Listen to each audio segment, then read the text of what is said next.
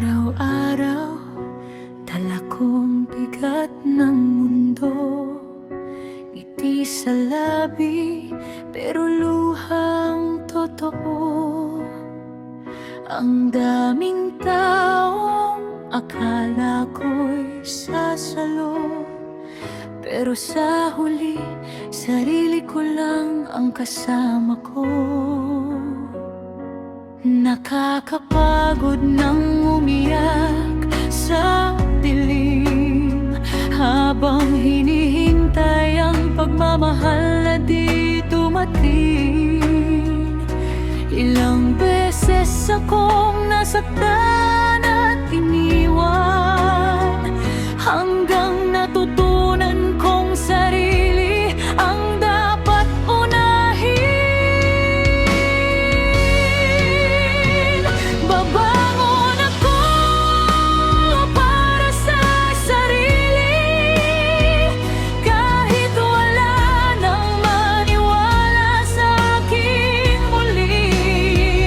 Kung wala mang yakap na naghihintay sa pag-uwi, ako na mismo ang magiging sandigan ko lagi. Hindi ko na hahanapin ang pagmamahal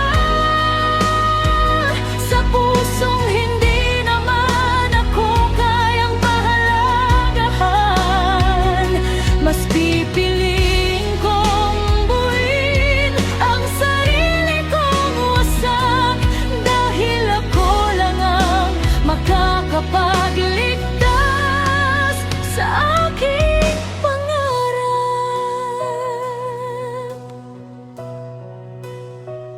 Ang gulo ng mundo, hindi na natatapos.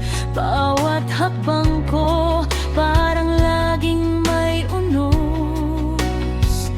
Pero kung hihinto ako ngayon sa laban, sino pa ang bubuo sa kinabukasang inaasam?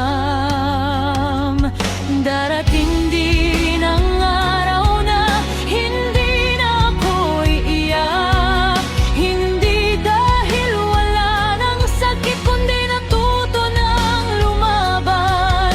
At kapag tinanong kung paano ako nakabangon, sasabihin kong dahil pinili kong mahalin ang sarili ko. Babangon ako para sa sarili, kahit mag-isa sa bawat sandali. Hindi na ako magmamakaawa sa pagmamahal na kailanman ay hindi naging tunay. Dahil sa bawat sugat na iniwan nila, may lakas na unti-unting isinilang sa akin.